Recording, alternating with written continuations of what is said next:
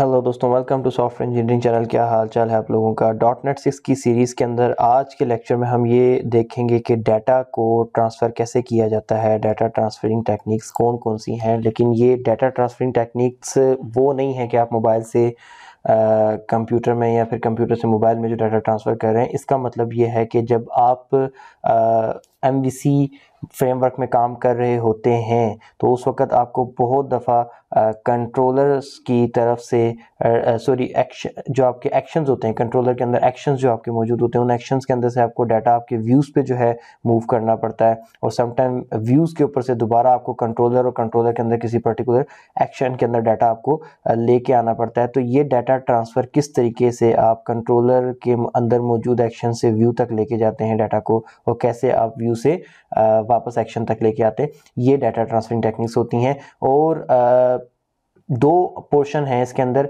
एक ऑप्शन तो कंट्रोलर से डाटा को उठाकर व्यू की तरफ लेके जाना। अच्छा, जब भी मैं ये वर्ड यूज़ करूं कि कंट्रोलर से डाटा को उठाकर व्यू की तरफ लेके जाना, दैट मीन्स कि कंट्रोलर के अंदर किसी पर्टिकुलर एक्शन का डाटा ही आप उसके व्यू तक ही लेके जाएंगे, क्योंकि कंट्रोलर का कोई व्यू नहीं होता। कंट्रोलर में मौजूद होते हैं एक्शंस, और उन हर एक्शंस के आगे जो है व्यूज़ होते हैं।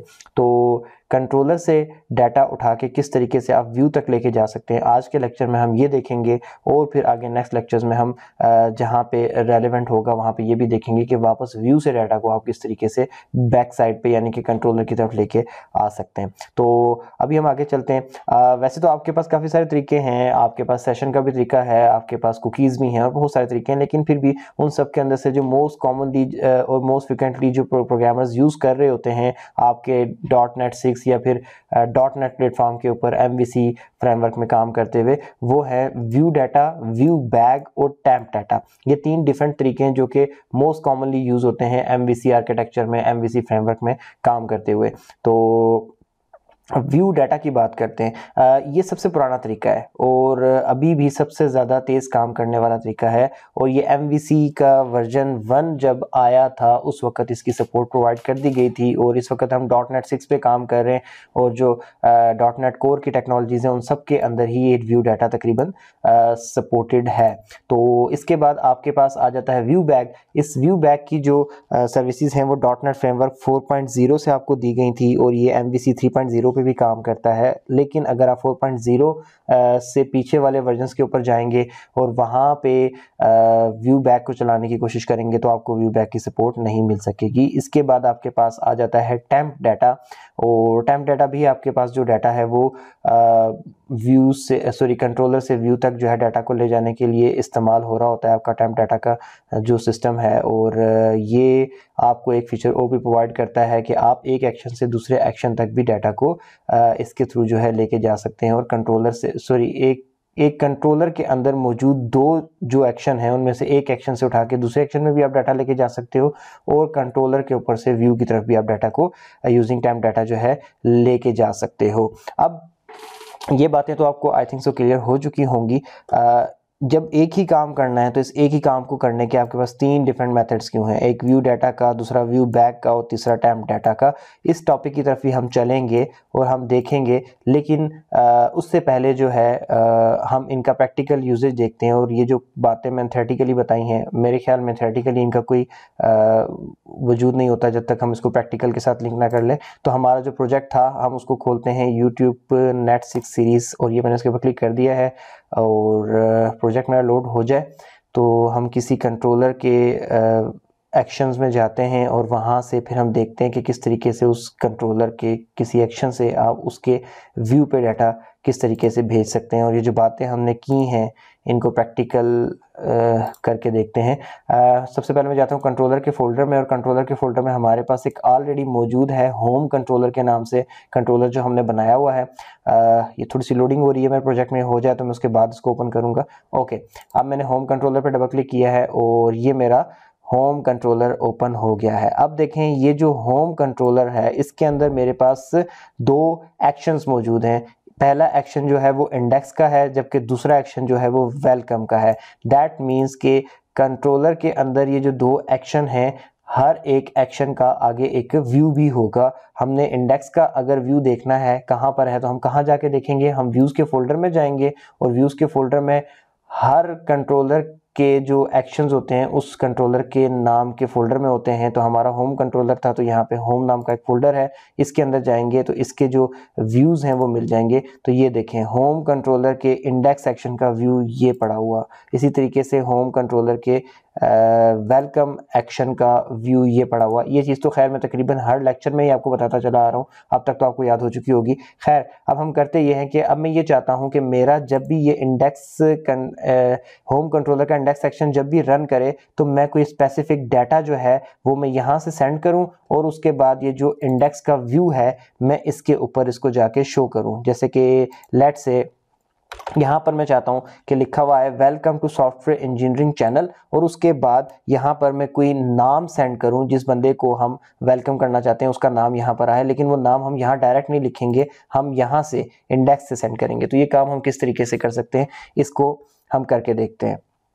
हमारे पास 3 मेथड से, मैं दोबारा आपको पीडीएफ पे दिखाता हूँ। सबसे पहला मेथड हमारे पास व्यू डाटा का था, मैं व्यू डाटा के मेथड को यूज़ करूँगा। और ये देखें, मैं इस एक्शन में आ जाता हूँ और मैं यहाँ जाके लिखता हूँ व्यू डाटा, और इसके बाद आपकी जो ब्रैकेट्स हैं इसमें डबल कोटेशन में व्यू डाटा लिखकर अब मैं कोई वेरिएबल का एक स्पेसिफिक नाम रखूंगा, जिस नाम के वेरिएबल के अंदर मैं डाटा अपना सेव करना चाहता हूं। तो मैं मिसाल के तौर पे नैम नाम से एक बना लेता हूं, और इसके अंदर जाके मैं अपना नाम दे देता हूं हम्माद मकबूल। ठीक हो गया। अब मैंने ये डाटा व्यू डाटा नैम के अंदर डाल दिया है। अब मैं ये चाहता हूं कि जब इंडेक्स का एक्शन रन हो, और तो उस वक्त क्या हो कि ये इंडेक्स का एक्शन रन होते ही व्यू डाटा नैम के अंदर हम्माद मकबूल नाम का एक नैम सेव हो जाए, और उसके बाद हम रिटर्न कर दें व्यू को, यानी कि इस व्यू को हम रिटर्न कर दें स्क्रीन के ऊपर। और जैसे स्क्रीन के ऊपर ये व्यू आए तो वो क्या करे कि welcome to software engineering channel, और उसके बाद आगे मेरा नाम लिखा हुआ है। तो मैंने नाम अपना कहाँ सेव किया है,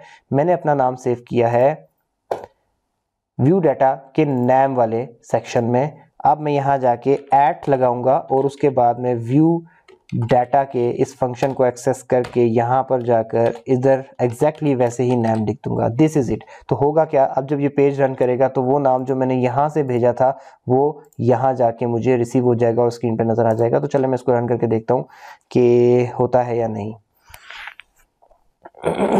ओके, मैंने प्रोजेक्ट को रनिंग पे लगा दिया है और वेट करते हैं कि इसका आंसर हमें स्क्रीन पे नज़र आए।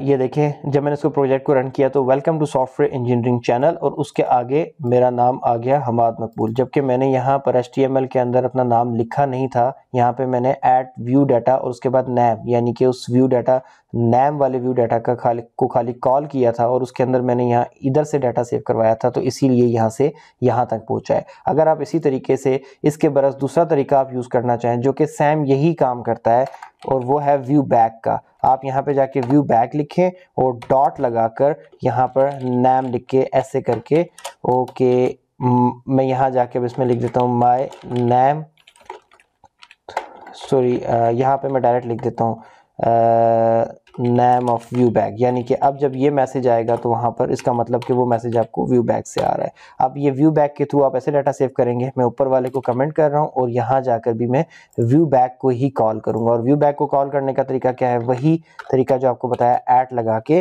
व्यू डाटा की जगह view back dot name, that's it. अब हम इसको जाके चलाते हैं तो दोबारा आपको उसी तरीके से डाटा नजर आएगा।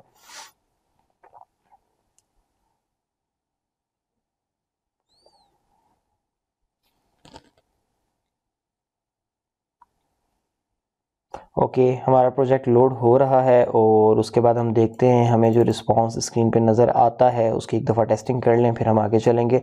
ये देखें जी, नेम ऑफ व्यू बैग, यानी कि जो डाटा हमने व्यू बैग में डाला था वो उठ के यहाँ पे स्क्रीन पे आ गया है और हमें नज़र आ रहा है इस तरीके से लिखने से। देखें, दोनों तरीक़ों से हमारा सेम काम हुआ, मीन्स कि एक ही टास्क या फिर एक ही रिजल्ट हमने अचीव किया दोनों तरीके से। आप व्यू डाटा वाला काम करो या फिर व्यू बैक वाला काम करो। तो जब ये दोनों तरीके एक ही काम कर रहे हैं तो फिर ये दो तरीके क्यों एग्जिस्ट करते हैं? तो बात इतनी सी है और सिंपल सी बात है कि जो व्यू डाटा है वो पुराना तरीका है और ये MVC 1 के टाइम पे जो है लॉन्च हुआ था और उस वक्त से यूज़ होता चला आ रहा था। लेकिन इसका सिंटैक्स पे अगर आप गौर करें तो इसका सिंटैक्स कंपैरेटिवली व्यू बैक के थोड़ा सा टफ है। आपको व्यू डाटा के आगे ब्रैकेट्स बनानी है, डबल कोटेशन में जाना है, फिर नेम लिखना है, फिर इज इक्वल टू करके फिर उसके आगे आपको वैल्यू देनी है, लंबा चक्कर है। जबकि इसके अंदर व्यू बैक डॉट करके आपने जो भी आपका आप बनाना चाहते हैं वैल्यू उसके ऊपर आप यहाँ से लिखा और सिंपली आपने इसको आगे से वैल्यू असाइन कर दी और दूसरी जगह जाके आपने उसको सिंपली कॉल कर दिया। यानी कि आपका प्रॉपर्टीज़ की तरह गेट और सेट के मेथड्स को ये इस्तेमाल करके आपके लिए काम कर रहा है। तो कंपैरेटिवली जो है व्यू डाटा से व्यू बैक का इस्तेमाल जो है आसान हो जाता है, इसलिए हम जो है फोकस करते हैं कि व्यू बैक को जो है इस्तेमाल करें। और एक ये लेटेस्ट कंसेप्ट है। और दूसरी बात ये कि इंटरनली अगर देखा जाए तो व्यू बैक भी जो है वो बेसिकली कलेक्शन ही है व्यू डाटास की। तो इंटरनली कहीं जाके वो भी आपका व्यू डाटा को कहीं ना कहीं इस्तेमाल कर रहा होता है, वही स्ट्रेटेजी भी काम कर रहा होता है जिस पे व्यू डाटा कर रहा था। लेकिन क्या है कि व्यू बैक जो है वो थोड़ा सा एडवांस सिंटैक्स यूज़ करता है, आपके लिए काम करने में आसानी हो जाती है। तो आप इनमें से दोनों में से जो भी यूज़ करना चाहें, it is totally up to you कि आप इनमें से किसी भी एक को यूज़ कर सकते हैं। ठीक हो गया? अच्छा, और चाहे तो दोनों को भी वन बाय वन आप यूज़ करना चाहें तो आप कर सकते हैं। अब दो तरीके तो हमने देख लिए।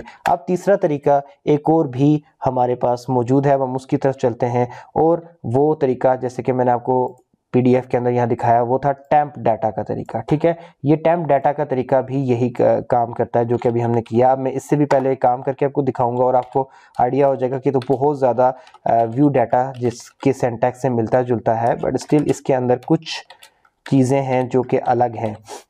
मिसाल के तौर पे डाटा ऑफ टेम्प डाटा, मैंने यहाँ से ये मैसेज लिख दिया और अब मैं इसको जाके स्क्रीन पे जाके शो करना चाहता हूँ। तो मुझे यहाँ पर क्या करना है कि जिस जगह मैं टेम्प डाटा का डाटा उठाना चाहता हूँ तो मुझे पहले वहाँ जाके लिखना पड़ेगा टेम्प डाटा, और उसके बाद वही तरीका जो अभी तक हम फॉलो करते आए हैं उसी तरीके से आपने इसको ऐसे लिखा और आपने ऐसे कर दिया।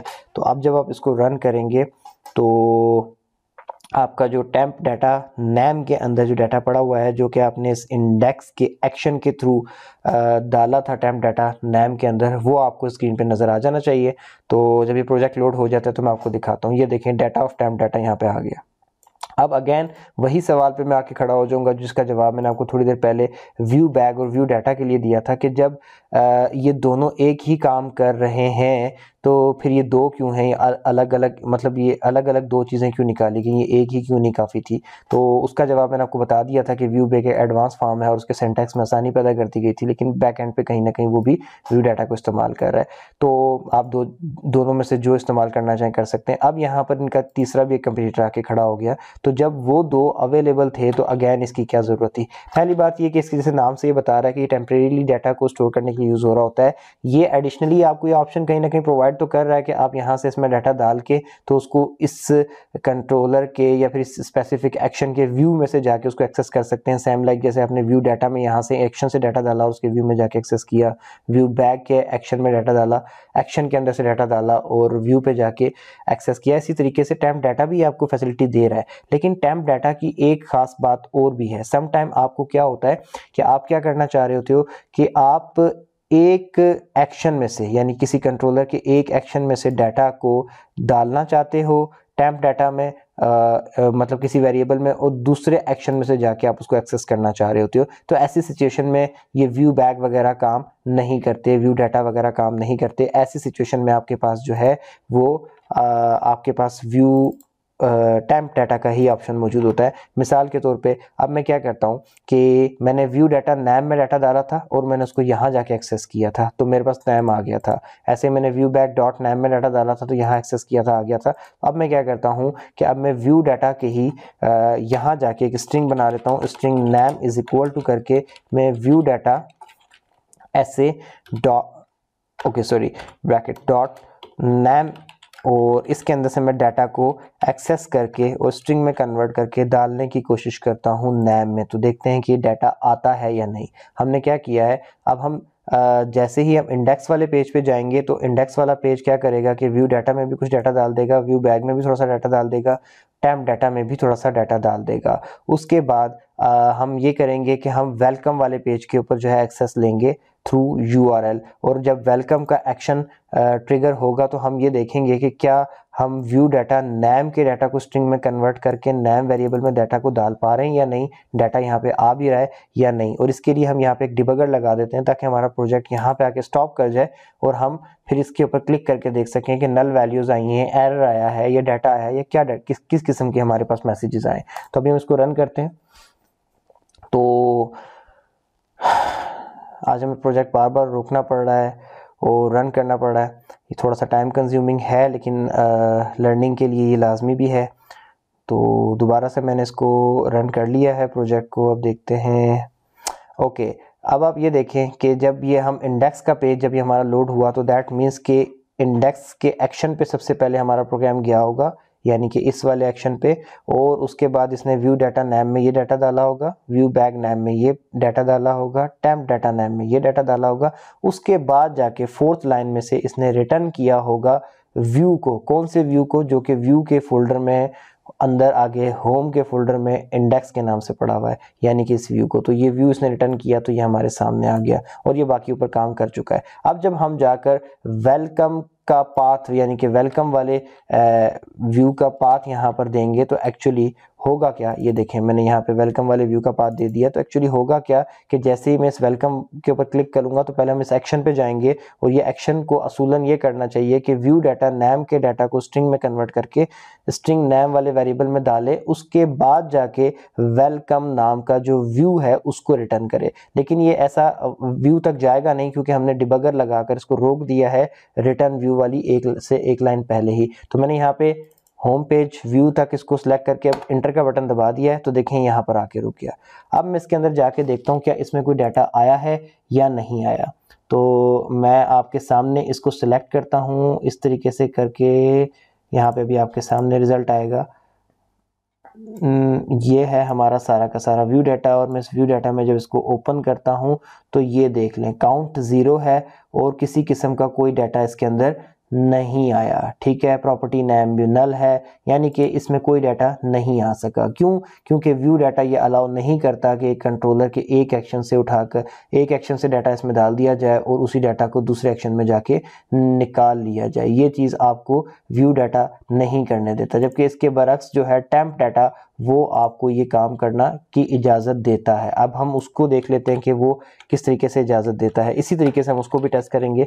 मैं अगेन आपके सामने एक स्ट्रिंग नैम नाम का वेरिएबल बनाने जा रहा हूं और उसके अंदर मैं टेम्प डाटा को एक्सेस करूंगा, और इस टेम्प डाटा के अंदर नैम नाम के वेरिएबल की वैल्यूज़ को स्ट्रिंग में कन्वर्ट करके मैंने नैम स्ट्रिंग के अंदर डाटा डालने की कोशिश की है। अगैन वही कि जब मैं इस प्रोजेक्ट को रन करूंगा तो इन सारे के सारे डाटा होल्डर्स जो आपकी हैं, जो डाटा बास्केट्स हमने बनाई हुई है, व्यू डाटा, व्यू बैग और टेम्प डाटा, इनमें डाटा जाएगा। उसके बाद ये व्यू रिटर्न हो जाएगा। उसके बाद फिर हम वेलकम वाले व्यू पे जाने की कोशिश करेंगे, जिसकी वजह से हमारा वेलकम के एक्शन पे हम आएंगे, और वेलकम के एक्शन में ये वाली लाइन परफॉर्म जब हो रही होगी तो हम डिबगर लगा देंगे ताकि हम देख सकें इसके ऊपर माउस रख के, माउस हॉवर करके, क्या वाकई इसमें डाटा आया है या नहीं। तो मैं प्रोजेक्ट को रन करता हूं और दोबारा से आपको कुछ सेकंड का इंतजार करना होगा। उसके बाद जब ये प्रोजेक्ट रन हो जाएगा तो हम इस चीज की टेस्टिंग करके देखेंगे।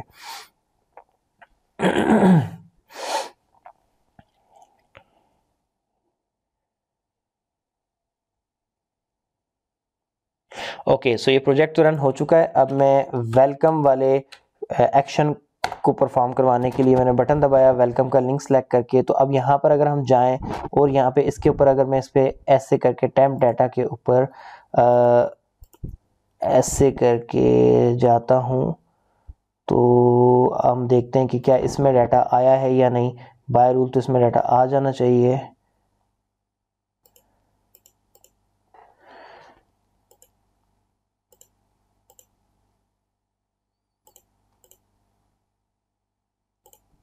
ओके, सो अभी इसमें भी डाटा नहीं आ रहा है। मैं इसको दोबारा से आगे कंटिन्यू करके देखता हूँ और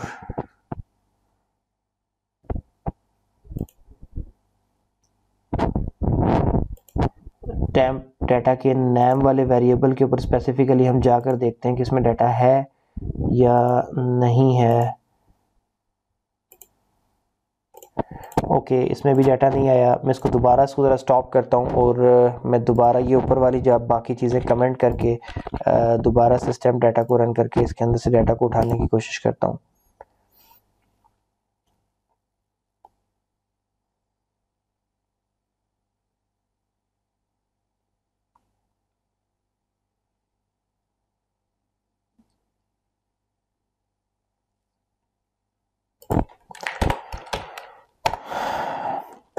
ओके, सो अब दोबारा से डिबगर लग चुका है और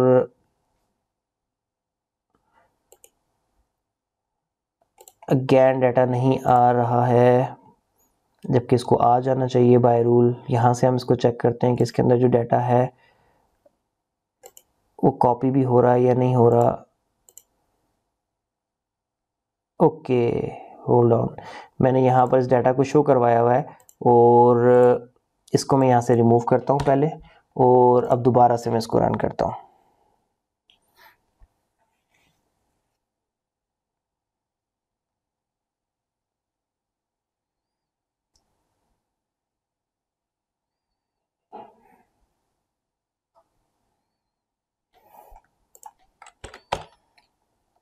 ओके, अब मैं वेलकम के पेज पे जाता हूँ। ये वेलकम का पेज भी बिल्कुल ठीक चल रहा है और यहाँ पे हमारे पास कोई टाइम डाटा है भी नहीं, तो डाटा आ भी नहीं रहा है। अब मैं आपको डिबगर लगाता हूँ और उसके बाद दोबारा मैं इसको दोबारा से रन करता हूँ, वही स्ट्रेटेजी दोबारा फॉलो करता हूँ। उसके बाद मैं आपको अगर हमारा इशू रिजॉल्व हो जाता है तो मैं आपको फिर एक्सप्लेन करता हूँ कि एक्चुअली क्या रीज़न थी, कि जो रीज़न मुझे समझ आ रही है वही रीज़न थी या नहीं थी।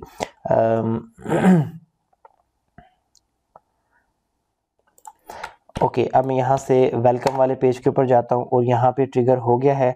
और अब जाकर अगर हम देखें कि किसमें डाटा आया है नहीं, तो देखेंगे आप गौर से, आप यहाँ पे देख सकते हैं कि यहाँ पे डाटा आ गया है। अब यहाँ पर देखो, इसके अंदर डाटा ऑफ टाइम डाटा ये वैल्यू आ रही है। अब ये इस दफ़ा एम्प्टी नहीं आया। पहले ना आने की वजह जो थी वो हमारी ही एक मिस्टेक थी, और उसके अंदर एक्चुअली मिस्टेक ये थी, देखें काउंट ऑफ 1 पे जा चुका है और वैल्यूज़ के अंदर भी एक वैल्यू आ चुकी है, और वो वैल्यू क्या है, डाटा ऑफ टाइम डाटा, और यही वैल्यू हमने ऊपर से आपको डाल के सेंड की थी। अच्छा, पहले जो मैं मिस्टेक कर रहा था, जो डाटा यहाँ तक नहीं पहुँच पा रहा था, वो ये था कि मैंने यहाँ से डाटा डाला था और डाटा को यहाँ से डालने के बाद वहाँ पे मैंने निकाल के शो कर दिया था। तो टेम्प डाटा टेम्परेरी तौर पे डाटा होल्ड करता है, वो एक रिक्वेस्ट के ऊपर यहाँ से लेता है और उसको दूसरी जगह पे जाके शो करने के बाद उसको ख़त्म कर देता है, उसको निकाल देता है, उस डाटा को ज़ाया कर देता है। तो यही हो रहा था, वो टेम्परेचर पे यहाँ से इसको डाटा को लेके जाता था, रिटर्न जब व्यू किया जाता था तो व्यू पे जाके शो करता था, उसके बाद कहानी ख़त्म हो जाती थी। फिर जब हम वेलकम के पेज पे जाते थे तो टेम्प डाटा नैम जो है वो ब्लैंक हो चुका होता था, तो उसके अंदर से कोई डाटा होता ही नहीं था जो कि नैम नाम के वेरिएबल में जाए। तो इस बार मैंने क्या किया कि यहाँ इंडेक्स के ऊपर जाकर जो यहाँ पर जो मैंने टेम्प डाटा को लगा रखा था, जो मैं हटाना भूल गया था, उसको मैंने हटा दिया। और अब आप गौर से देख सकते हैं कि जब मैं एक इंडेक्स से टेम्प डाटा के वेरिएबल में डाटा डाल रहा हूं तो दूसरी तरफ जब मैं जाकर वेलकम के एक्शन को कॉल करता हूं तो उसके अंदर वो डाटा वहां पे पहुंच रहा है, जबकि यही चीज़ जो है जब हम व्यू डाटा के थ्रू करने की कोशिश कर रहे थे तो नहीं हो रही थी। अब आप दोबारा से एक दफ़ा व्यू डाटा, व्यू बैग और टेम्प डाटा के थ्रू डाटा को एक्शंस के अंदर से डालें, इनके अंदर different view data, view bag, temp data में, और डाटा को डालने के बाद इनके जो व्यूज़ हैं इन एक्शंस के, उनके व्यूज़ में से जाके उस डाटा को निकालने की कोशिश करें, ट्राई करें। अगर आपके पास हो जाता है तो सही है, अगर कोई प्रॉब्लम आती है तो आप मेरे ट्विटर अकाउंट पे फॉलो करके मुझे उससे वहाँ पे भी पूछ सकते हैं, वीडियो के कमेंट सेक्शन में पूछ सकते हैं।